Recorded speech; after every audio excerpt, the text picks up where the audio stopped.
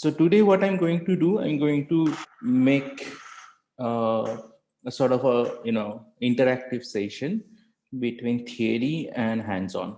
So I'm going to use the Google Colab, and I'm the first thing I'm going to just connect, and then okay, and then if you check, if you go to runtime and change runtime type, so you will see there is a runtime type.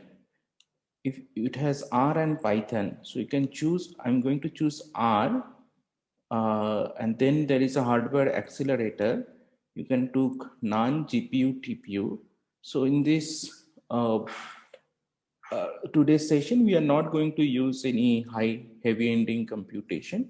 So I'm going to choose none. It will be like behave like a simple standard laptop. I don't need any hardware acceleration. So let's save it. So Just a one quick question, sir.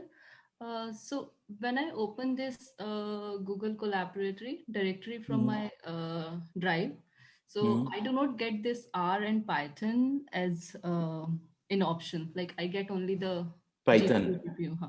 Yeah, No, it's not also Python, but there is only one option like GPU, TPU one. So like I think there is a code behind it to like get all both of these R and there Python. may be some other. I think this version is a under development version. Okay. So I'll share this thing with you. So Hmm. you will get. I think it is a. It is not the stable release. It is development release of Colab. So one of my friends shared it with me. So you get in the. So this will have the, in the future it will have R, Python, and the hardware accelerator. All these things features will be available. So Right. Mhm. yeah, okay. So uh, typically you will see that in the, what we have is a y, a random variable which we want to model, and typically we'll start with a probability distribution on y, and given some parameters, the model will have some parameters theta, and we assume some theta also has its own distribution p of theta, and we call it prior distribution over theta. So our objective is to make statistical inference about theta. That is main objective. And once we achieve that, then of course, second objective is to, if we can do prediction or estimation or inference on y. So that will be the next step. So the typically what we do, we define a posterior distribution using Bayes theorem. What is posterior distribution? Posterior distribution of theta given y, p of y given theta times p of theta, integrate of py given theta, p theta, d theta. Now p of y given theta is our likelihood function, p of theta is the prior, and this integration in the denominator is known as marginal distribution. Once I have my posterior distribution well defined and it's a proper probability distribution, then I can do I can estimate it as a posterior mean. So what I do, because just having posterior distribution is not going to solve all the problem. Posterior distribution is too big, too much information that contains in the posterior distribution. So we have to say something about the mean of the theta. So what is the expected value of theta? So expected value of theta given the data, y is the data, is integration theta times p theta given y d theta. Now, if you integrate out theta, what you will have is, you will left with is only some functional form of the data. Basically, you will, if you have, if you can analytically solve this problem, then you will get some functional form of data. It will be a some kind of formula. You plug in the data, you will get the posterior mean. But if you cannot analytically solve this uh, integration mathematically, then we have to solve it numerically. posterior median. So finding posterior mean is an integration problem. Okay. Now, then comes to the posterior median, which is also an integration problem because I want to find that mu zero, which is which will up to which it will give me the half of the mass. So it should be minus infinity here, and if from minus infinity to mu zero, I can actually quickly correct it. Okay. Yeah. So minus infinity to mu zero is p theta given y d theta is half. So you solve for mu zero, that will be a posterior median. So again, finding posterior median is also actually an integration problem. Then if we, another option is finding posterior mode. Posterior mode turns out to be an optimization problem, not an integration problem. So because I want where that value of theta where the probability density is highest. Okay, so that is what I am looking for. If you're looking for that value of theta where the probability density is highest, then it is basically an optimization problem. So finding posterior mode is an optimization problem.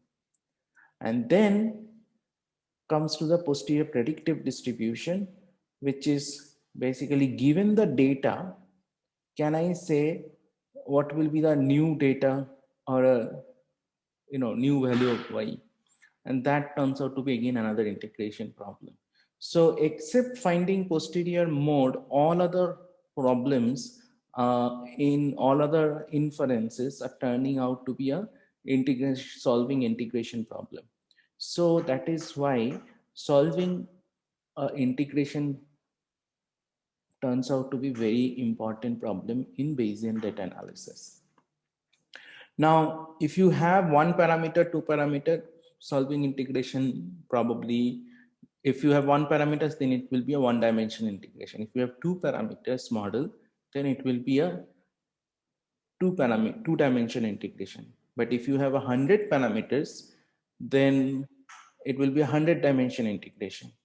So naturally, if you are working with a very deep network model, that means which has thousands of parameters, then effectively you have to solve a 1,000 dimension integration problem. And that is one of the reason in uh, in typical deep learning models and deep models, they actually resort to optimization problem, and they mainly we focus on getting the posterior mode of the weights parameter. We don't try to estimate the posterior mean of the weights, okay, of each of the nodes.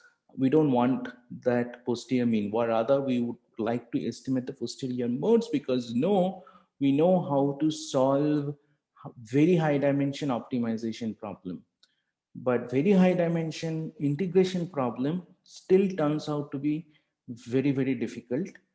And you cannot scale the high dimension integration problem as much as like 1,000 dimensions or 100,000 dimension. It is not yet there. We are not yet there. Probably when we will have quantum computing, that time maybe we will be able to go there. But at the current computational infrastructure that we have, we cannot solve 1,000 dimension parameter models using integration. So that is where the infrastructure comes into a big role. Now I'm going to motivate you using a real data problem. If you go to this website,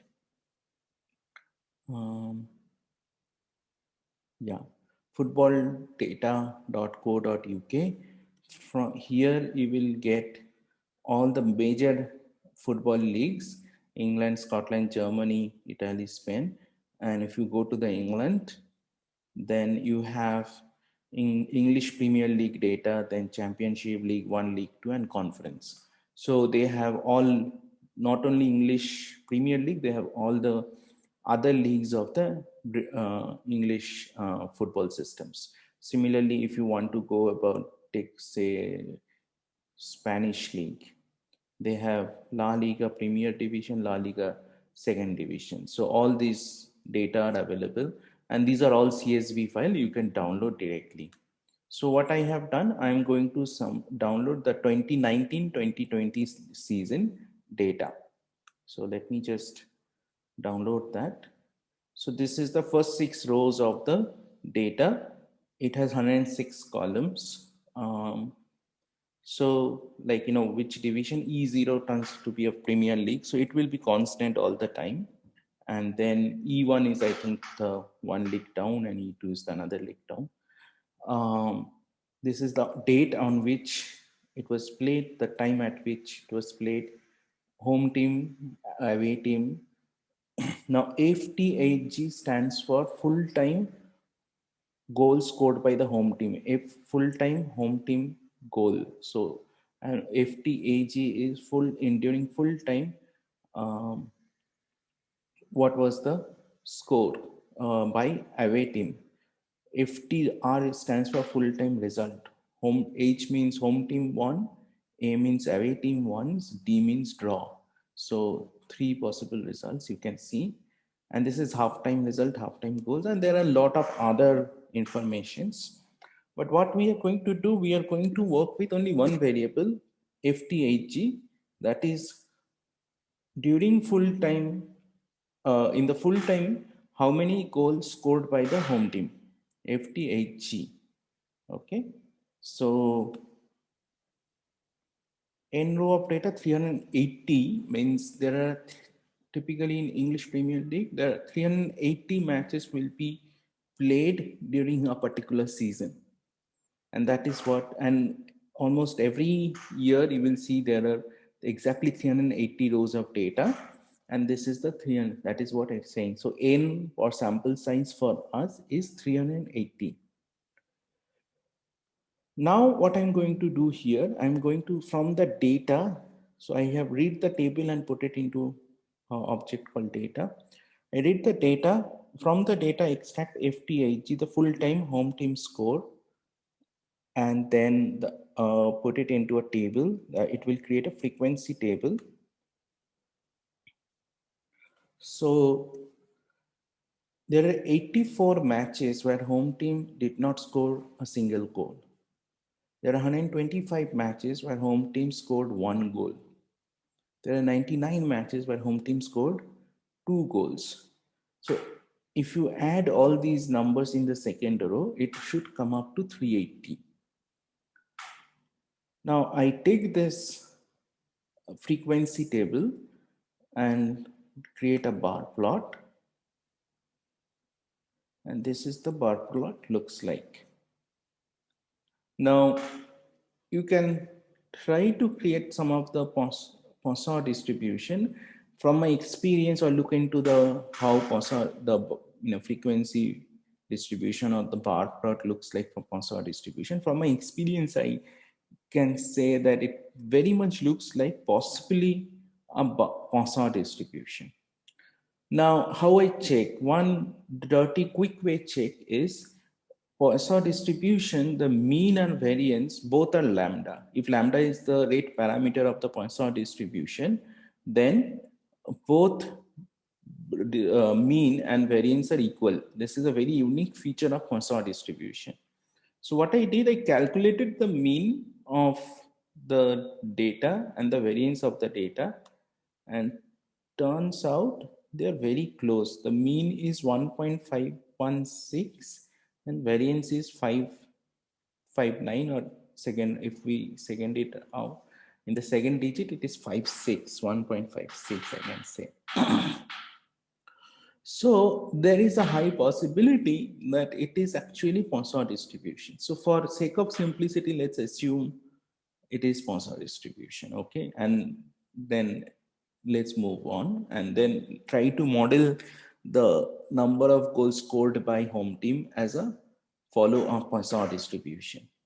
So number of goals scored by home team in English Premier League, EPL, may follow a Poisson distribution. Suppose X is the number of goals scored by the home team in EPL.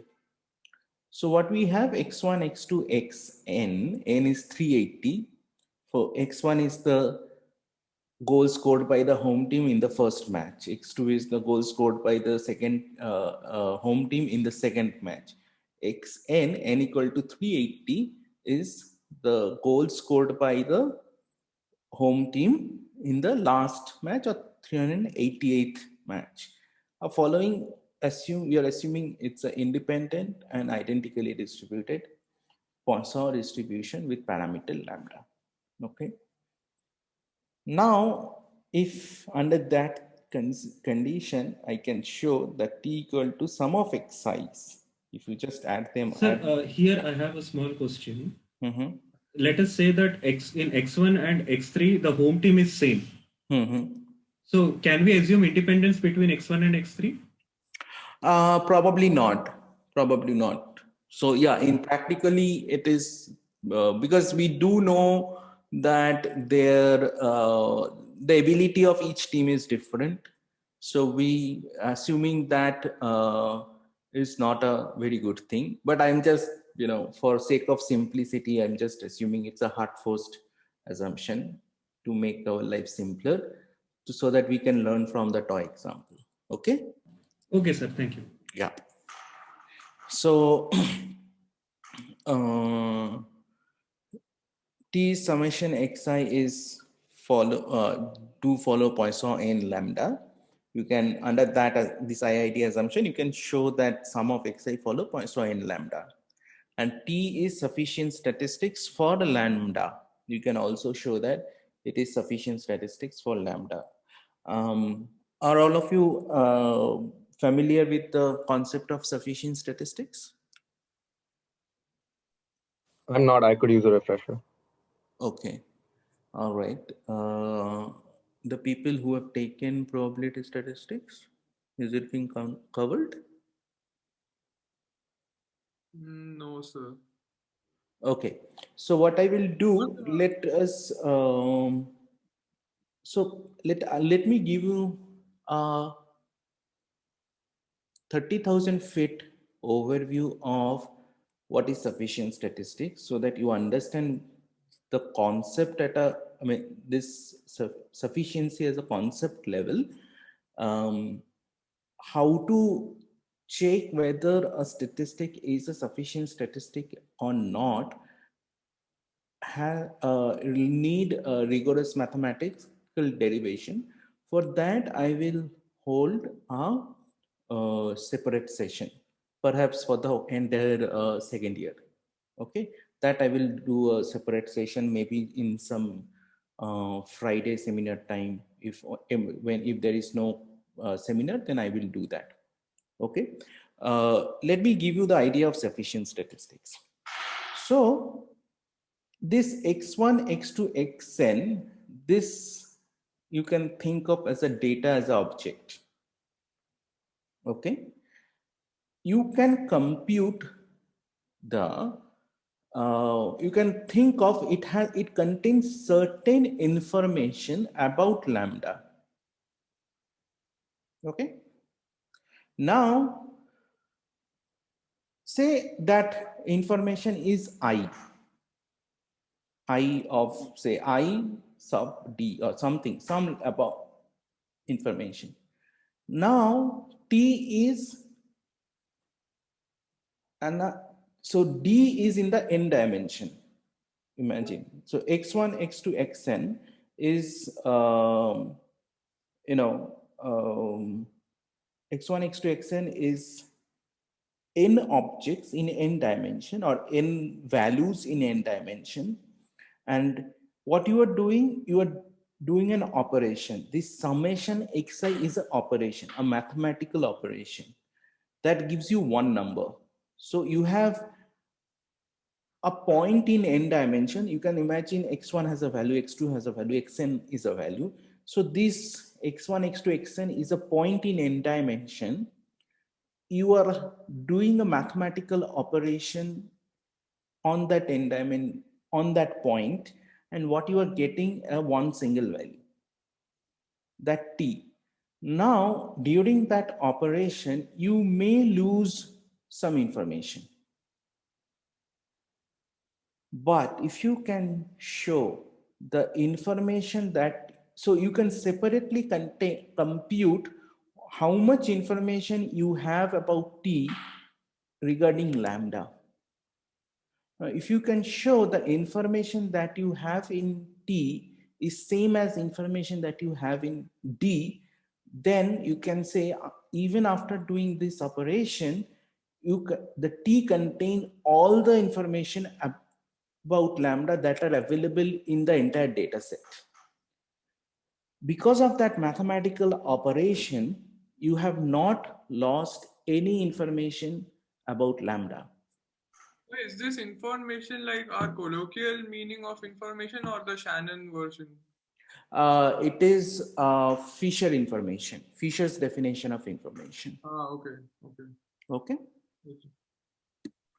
So that is how it is being defined in statistics. So if that information is the entire information and D contained in T, then you can say that T is a sufficient statistic.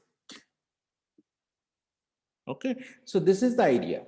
So that means, and you will see that this idea is being, the idea of preserving the information after mathematical operation is throughout the statistics and machine learning and everywhere.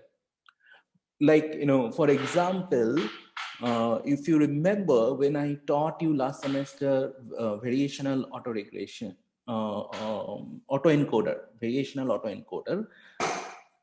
In variational autoencoder, what happened is people take the input and output and they are trying to get the code, but in a way that the distance between the input and output is minimum. So that when you are compressing, it contains all the information. It does not lose much of information. So that is the idea. Okay. So this loss of information, you should not do any mathematical operation which may end up losing information that you have in a data set. So that is the idea from where this idea of sufficient statistic is coming. And this idea of sufficient statistic is accepted and important in both classical frequentist method and Bayesian statistics. So there is no dispute when it comes to sufficient statistics. There is no dispute between the classical frequentist statistics and the Bayesian statistics. So this is something, if you get a sufficient statistic, you can use it. No matter whether you're using Bayesian method or classical method, doesn't matter. You can simply use it. Okay. As I said, one can show Fisher's information in D is equal to Fisher's information in T. So that this is a result actually, you can show that. And you can prove it for standard distributions like. So we have to prove this for some hyperparameter like lambda.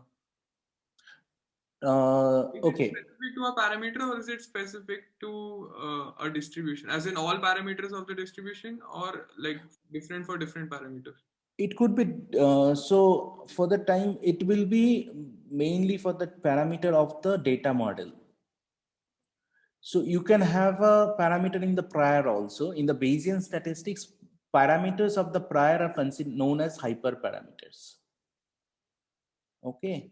And typically, that is a complete separate issue actually. And when we call parameters in Bayesian statistics, these are the parameters that are associated with your data model or the likelihood model. Okay, sir. Okay. So, and we are mainly interested in the inferences of these parameters of the data models. Okay.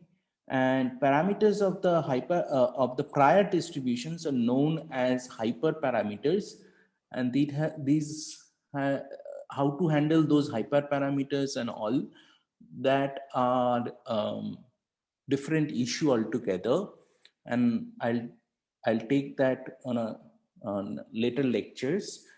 Mainly the concern here is if I have a data simulated from this coming, if we think that a data that is coming from this distribution, and that means this data contains certain information about theta. So I want to make an educated guess about the theta from the data. So that is what this all posterior mean is, expected value of theta given the data. That is what I want to do. Now, the idea is, that means there are some,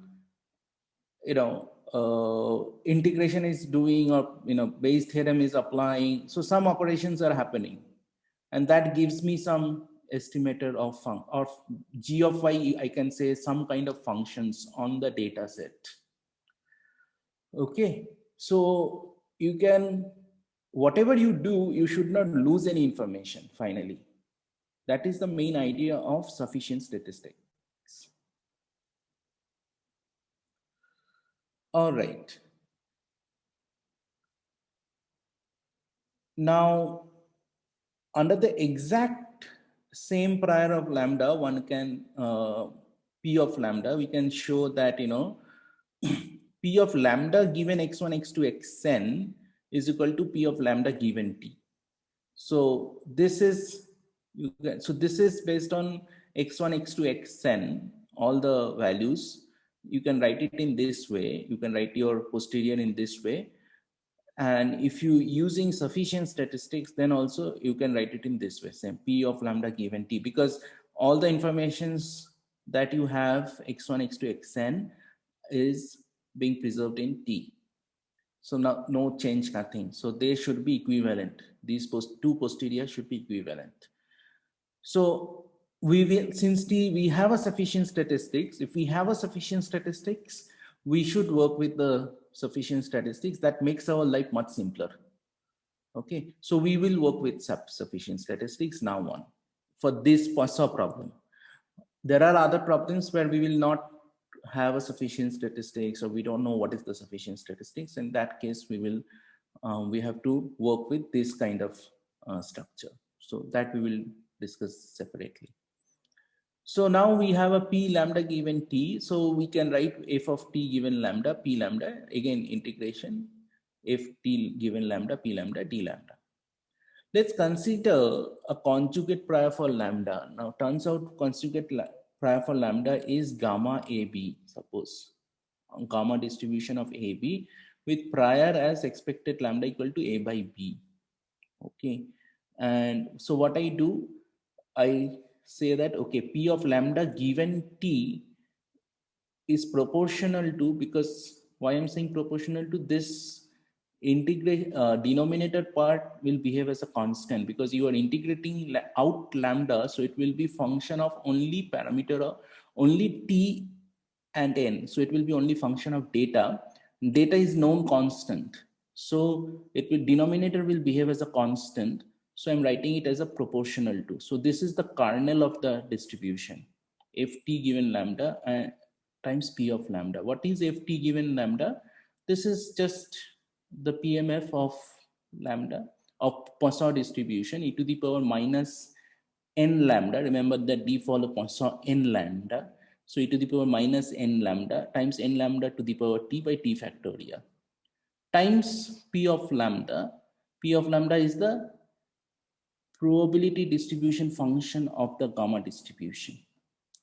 Now what I'm saying, that carefully look into this form. In this form, p to the power a gamma a does not involve lambda, so it will behave as a constant.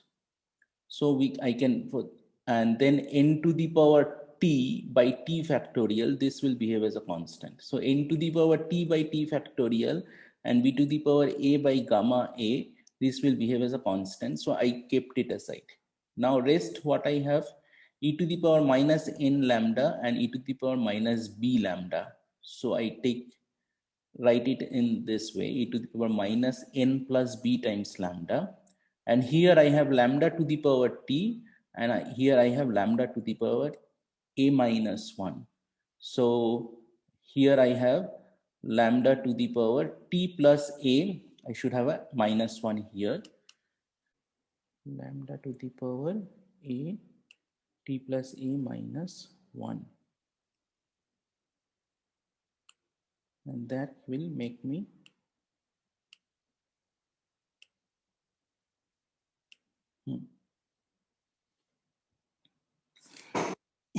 Now, if you carefully look into it, effectively, this is the kernel of gamma distribution with parameter t plus a and n plus b.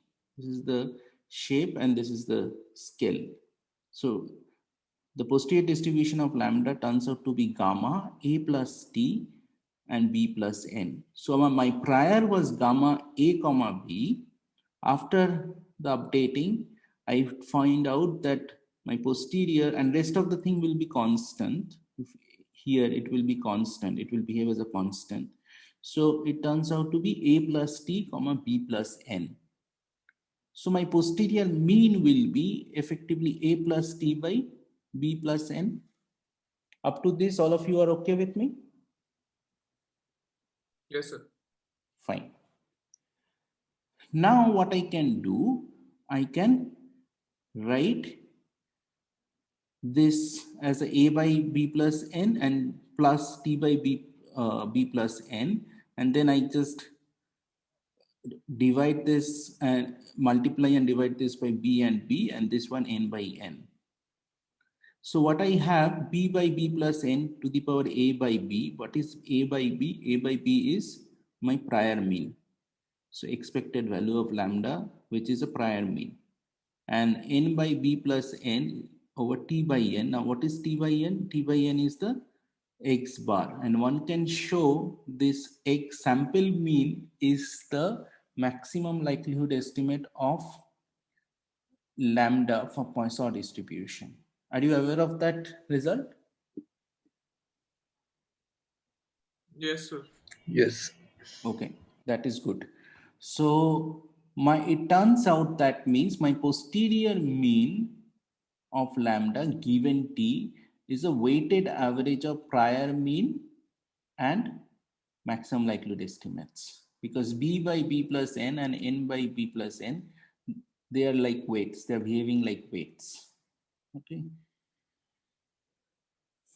Now one more thing I would like to tell you. Assume that gamma follows lambda.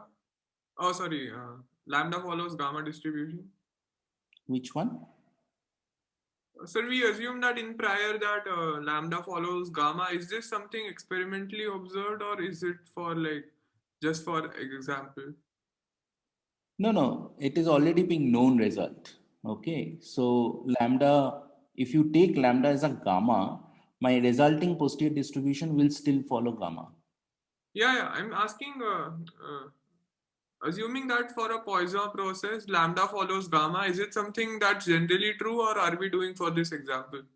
No, it is generally true.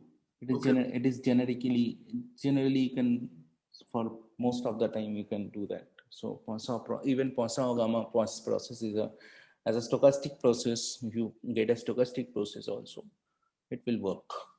Okay. Yes, sir. Yeah, this is generally true. So you got this thing, okay? Now, question is how you choose the parameter values of hyperparameters A and B for your gamma distribution. So for ad hoc, I've chosen say A equal to 10, B equal to 10, suppose. Then what is my T? T is basically sum of xi's, which turns out to be 576. So that means in 2019-2020 EPL season, home team have scored 576 goals as a whole over 380 matches.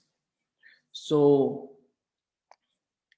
now that means posterior distribution, I can write it as, now if you take A equal to 10, then A plus T is 10 plus 576, which makes it 586. And B plus N is B. I've just taken for ad hoc 10. Don't ask me why. And that will make me 10 plus 380. So this is my posterior distribution. Okay. Then I have done some calculation. I have taken T equal to sum of the number of goals. So total number of goals. N is the number of match played. I have taken A equal to 10, B equal to 10. So maximum likelihood estimates is the sample mean T by N. And standard error of lambda hat is basically, you can show that it will be square root of lambda hat by N. Okay. One can show that. I mean, this is a result that is known to us. And then, so prior mean will be A by B and the posterior mean will be T plus A by N plus B. Okay. So let me just run this part. So maximum likelihood of estimates of lambda turns out to be 1.515. Prior mean, I have taken 1, which is quite a bit deviated from the prior mean.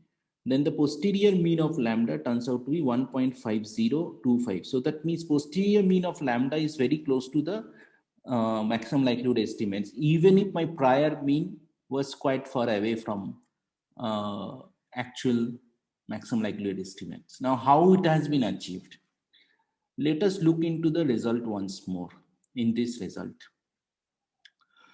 Suppose now I have N is, if you increase the sample size, suppose you keep B constant, and if you increase sample size N, then what will happen? B by B plus N will start going to 0. So that means 0, a very small value times prior mean will have no effect. So the effect of prior mean will wash out. And if you keep the B constant, then N over B plus N will start converging towards 1. So basically, as you increase the sample size, the effect of prior will be washed out, and it should be the data which tells or the govern everything, your analysis, your inference. At that time, your posterior analysis will eventually converge to the likelihood analysis for a very large data sets. Okay. And that is an extremely important criteria for a good Bayesian analysis. Because if you have large enough samples with respect to the number of parameters, then Bayesian inference and the likelihood inference or the frequentist inference should converge no matter what. And this is an extremely important concept. You should not miss that.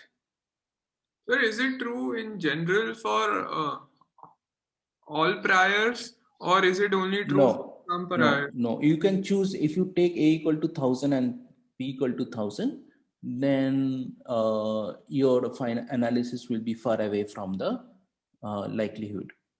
Now, your posterior mean will be very, very far from the likelihood. No, I'm asking, is the convergence true for all priors, or is it just this gamma specific?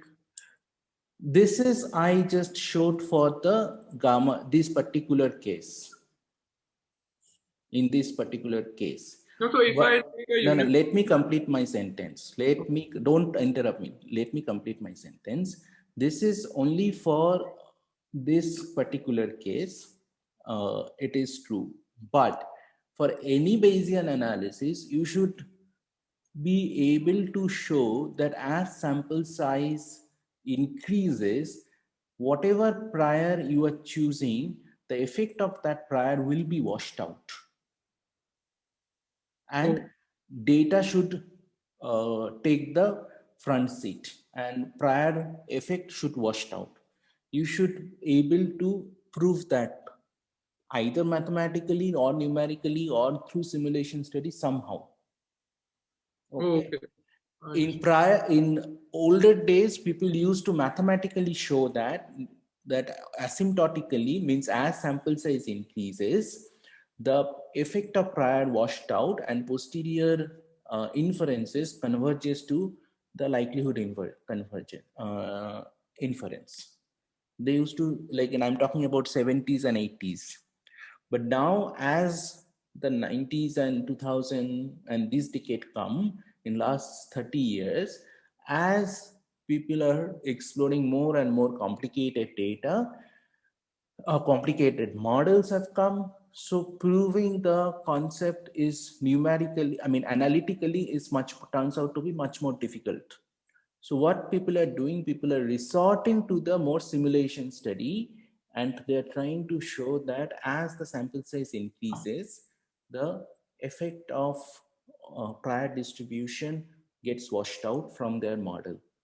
And that is a very key concept, key important concept for any good Bayesian data analysis. If it is not getting washed out, if the sample size increases and the prior distribution, effect of prior distribution does not getting washed out, then means you are using too strong prior.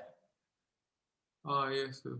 You are using too strong prior for your analysis. You have to figure out a weaker prior or how weak informative prior, so that your effect of your prior should get washed out. Okay, clear? Yes. Yes, Okay. sir. Okay, next what I will do, I will compute, I have now, since it is a gamma distribution we know, so there is a function called Q gamma in the R. I'm going to use from the Q gamma, I'm going to compute the 2.5 percentile point, 0.5 percentile point and like a 50 percentile point and 97.5 percentile point. So that will give me, so these two, the value corresponds to 2.5% and 97.5%. These two value will give me the value between which 95% of the probability mass is there, and 50 percentile point is nothing but the median value. Okay, so this is what the 1.38 and 1.62 is the, we can say, Bayesian confidence interval. Whereas if I look into the frequentist confidence interval, which is lambda hat minus 1.96 standard error of MLE and lambda hat plus 1.96 times standard error of MLE, that gives me frequentist confidence interval, that is 1.39 and 1.639. So numerically, these two confidence interval is already very close to each other.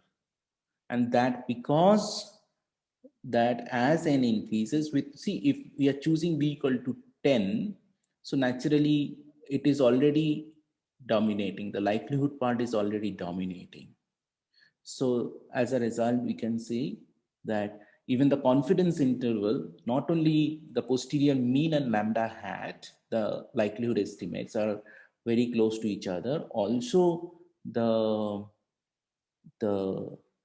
you know, what is the right word to say, confidence interval, the confidence interval, Bayesian confidence interval and frequentist confidence interval is also matching.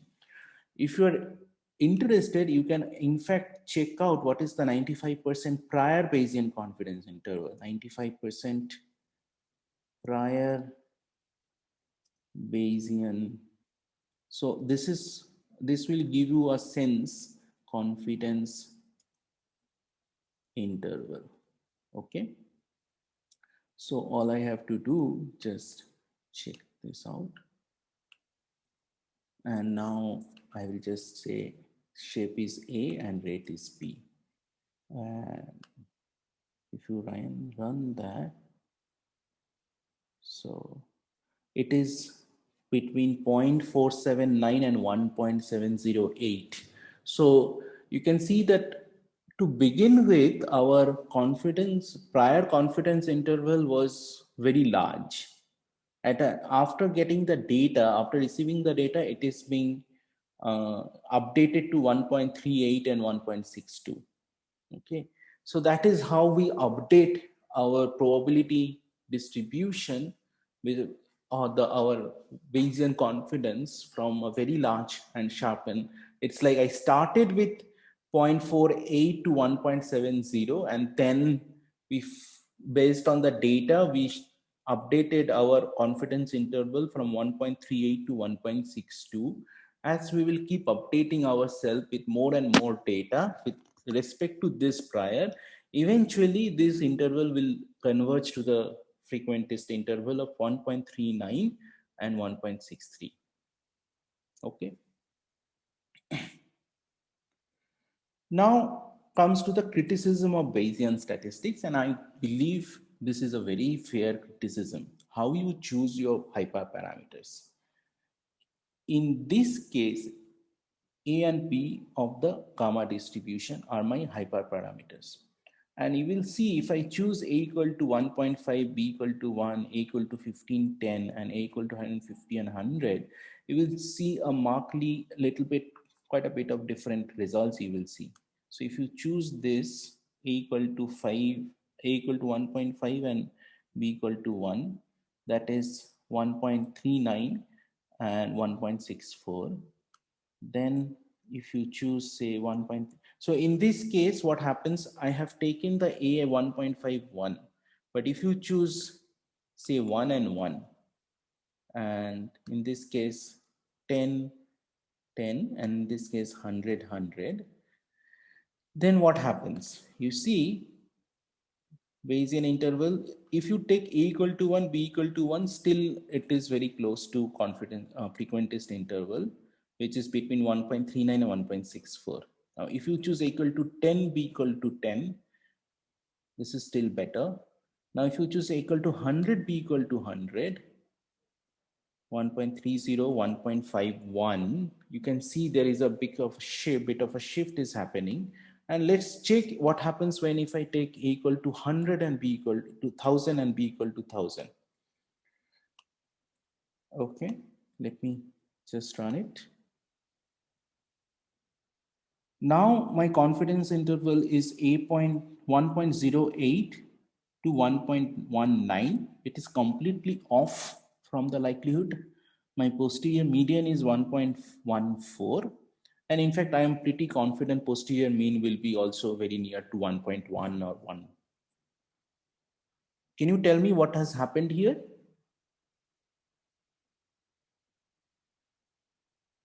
We have chosen a strong prior. Exactly. Because A equal to 1000, B equal to 1000. If you go there on my top, so 1000 over 1000 plus 380, it is actually not moving. So we need lot more data. So sample size should be like, in the range of maybe thousands, and that time my prior will become weakened. We have taken too strong prior information. As a result, it is my posterior analysis not even looking at the data effectively. It is just ignoring the data, and it is giving me the only whatever prior so we have so much prior confidence in this case. In fact, if I just, so this is my so this is, remember that this is my posterior Bayesian credible interval, posterior. And what about the prior Bayesian credible interval? If you look into the, let us write the prior Bayesian credible interval. That will give you even better sense. This is like, okay. So this is prior Bayesian and this is my posterior.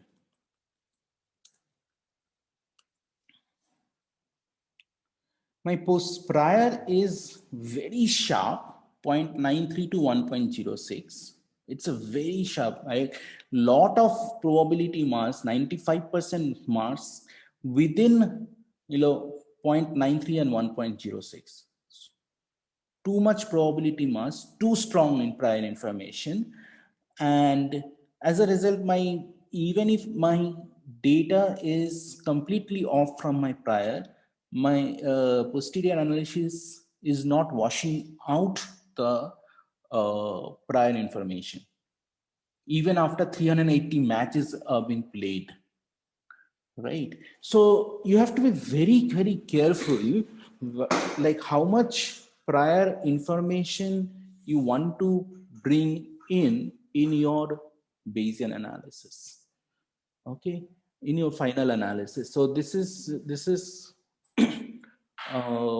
so that just because somebody is using Bayesian data analysis, not necessarily means it's a good analysis. If you do it in a wrong way, it will give you completely off your analysis will be completely off. So if we go the frequentist way, Mhm. aren't we using some other prior itself? Yes. Well, It's like just actually, okay, let me put it into this way. Within the frequentist, there are two school of thoughts. Okay, one is pure frequentist. Okay, and there is a likelihoodist. Okay, see, I am bringing all this discussion from 1970s discussion, and that the discussion that I had with Professor J.K. Ghosh, who is not anymore with us today. But Professor J.K. Ghosh was, one of the done some pioneering work in the Bayesian statistics. And he's the one who told me that within the frequentist, there are two group of thoughts. One group of thoughts, they says they don't even, is saying that, okay, we will always come up with the statistics and then we will check what is their frequentist properties. That means, what does that mean? That means if you go up there, they will say, here is my problem, and I will come up with a statistics for my parameter, and then I will check whether these statistics has all kind of frequentist property, like is it unbiased, does it have a consistency, means as sample size increases, this statistic will go converge towards the true parameter.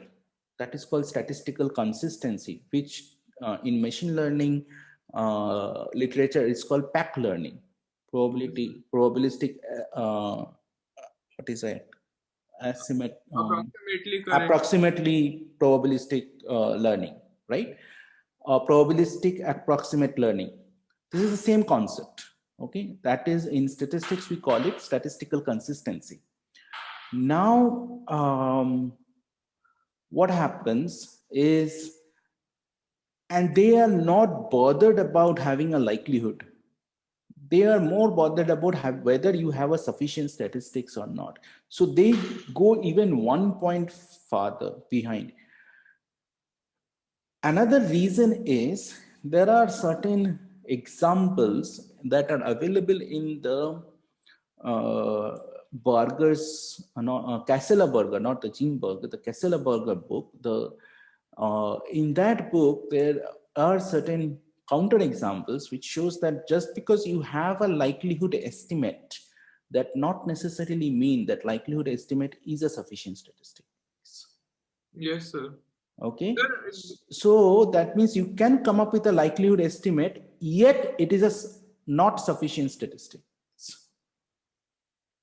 So that is why that group of thought tells us that okay, you first come up with a sufficient statistics and then you work with that. That is one group of thought in the frequentist school of statistics. Another school of thought is likelihoodist. That means that yes, there are certain counter examples, but majority of the examples, majority of the work that we have seen, that likelihood estimates are actually produce the unbiased and sufficient statistics. Not even unbiased or the sufficient statistics. That means the likelihood estimates will contain all the information that we have in the data set. in majority of the cases. Okay. Yes, sir. Okay. Then the Bayesian school of thought is saying, well, that is a great news. If I have a small sample problem and my likelihood, even if I know that my likelihood estimate gives me some sufficient statistic, that means my likelihood estimate do contain all the information that I have within my data set, yet my confidence interval will be very large because I have a small sample. So I do not have enough data to do meaningful statistical inference by providing a meaningful confidence interval. If I give a confidence interval which is very large, that will not be very helpful. Yes, sir. Okay, so what people does is, so that is where the Bayesian thought comes in, and Bayesian says that, okay, if I can come up with some sense of prior distribution, that might, and if we can bring the, develop, bring some experts opinion and all that, that final Bayesian estimation and inference will be better version of the better than the likelihood approach. So that is the entire chain of thought that we have here. Now Asray, what is your question? Tell me. So in the end, our goal is to, so my question is answered that the question was that so likelihood MLE is itself a decision function, and Correct. all of the decision functions, they, in Bayesian point of view, they would have some sort of prior. Correct. So I mean, Correct. using Yes, if a frequentist is okay with likelihood is concept, then it is actually a Bayesian solution. Because if you look into this problem, okay, so what is my posterior mode? My posterior mode is p theta given y. What is the maximized value, the theta at which p of theta is maximum, right? Now, what is p of theta given y? Effectively, this is p of y given theta times p theta, right? Yes, sir. Okay. Divided by the integral. Divided by a constant. So this constant has no effect on my maximization problem? No. Correct. So I can write this. That means I can write this. Where is my posterior mode? Yeah. So that means, just a minute.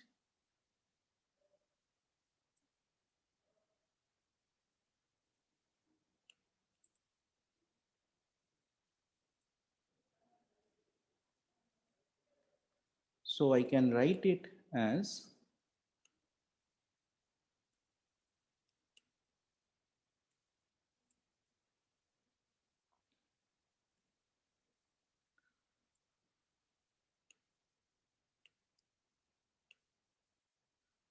my this.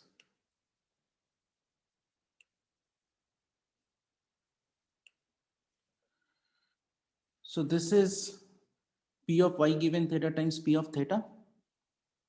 Yes, sir. Correct. Now p of theta, if it is non-informative improper prior, and if theta is a sort of assume theta is sort of a location parameter, suppose, then p theta is approximately 1. I mean, you proportion it to 1 basically. Then you take your maximum likelihood estimate will be same as your posterior mode. So you can, if you take p theta equal to 1, non-informative improper prior, then your maximum likelihood estimate is exactly equal to posterior mode. We took a uniform prior sort of. Correct. It's a uniform prior, either a non-informative improper prior or a uniform prior or flat prior, whatever you call it. Then your maximum likelihood estimate, MLE, will be exactly same as the posterior mode. Yes, sir. Right. So in that sense, yes, if a frequentist statistician who is comfortable with likelihood analysis is basically doing Bayesian analysis under a flat prior or in non-informative improper prior. Yes, sir. And So basically our end goal in all of these things is to get a sufficient statistic. Correct. So Depending basically, on- statistics or estimates which contains all the information about the data, or Yes. as much information as about the data. That is, and so that we ensure that we are not losing any information. Yes. I understand that this is very difficult when it goes to a much more complicated problems. But at least for the like in this proving sufficiency is much more difficult when it goes to a complicated problem. But if you can prove these things, that will be a really good results. Yes, sir. Okay. All right. So where we there we were in the criticism of the So, Bayesian statistics. yeah, I have a question. So, Mhm. you mentioned earlier that in your third example, right, with A equals 100, with the shape and rate both being 100, you Yeah. mentioned how the prior is really strong and you can get results that are A equal to quite 1000 equal to insensible. yeah. So, in some sense, that could be like a feature rather than a bug, right? Where you want to wait prior. So, in some sense, the prior is some sort of implicit data that experts might have collected already. And then this Correct. new data is more explicit. So, it's not necessarily the case that a strong prior is a bad idea. It's just that you have to be careful. Yeah, it's a delicate balance actually. So okay, here is I'll give you two situations. One situation is say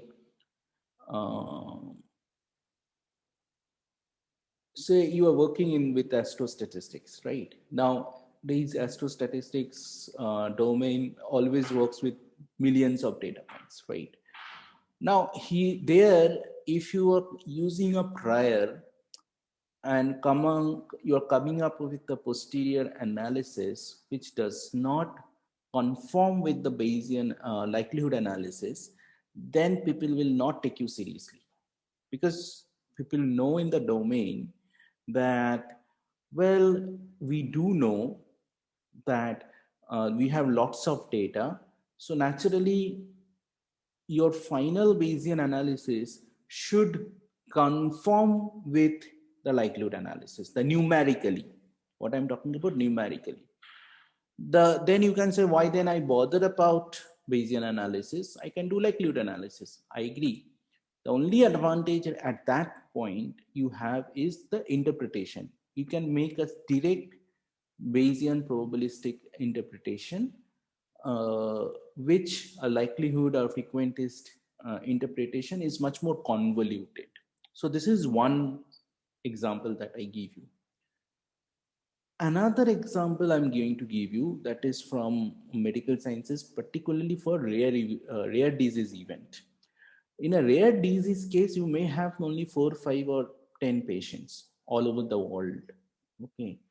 In that case, if your sample size is only 4, 5, or 10, now a doctor who has years of experience, like 30 years of experience in the field, in that domain, working with that kind of diseases, uh, you would like to bring that in your analysis, because you don't have enough data. So whatever information you have, you want to bring in that. Okay. So you come up with a Bayesian analysis. In that case, even if that Bayesian analysis based on very strong prior from the doctor is is maybe not conforming with your data, still probably it will be okay, because you do not have enough data to make a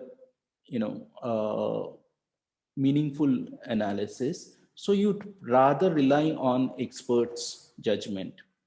But if for some reason rare disease is not anymore rare disease, you are seeing more cases, more and more cases, and more cases are coming in, and suppose the number of case crosses 50, 60, 100, at that time you'd prefer that your Bayesian analysis should not be completely depend on the prior expert's opinion. It should start taking care of listen to the data as well. Okay, so that is where the balancing act comes in. So there is no 0-1, this is good, this is bad. Okay, so it's a gray area, and you have to take a judgment call depending on the problem at hand, depending on the domain, depending on the culture of the domain. So you have to take that call. Okay. Yeah, thanks. Those are lovely examples. So I'm seeing that this is quite a bit of an art, rather than Yes, constructing prior is definitely quite a bit of an art. I would say, and I will give you lot of example to get a sense in this entire course that how you can become good at it, making sure that at least you are not making the rookie mistakes. Okay. Yeah. Thanks. Sure. So we are almost close to the end of the class. We have actually we are over time, 1 minute. Actually, it is going to be a little bit more concept thing. I would like to make the class because now it is one concept is ending here, the criticism of Bayesian statistics, and how we approach this criticism. One approach is Jeffreys prior, or some more notional objective is called objective prior. I want to discuss it with a little bit detail. And then there is an alternate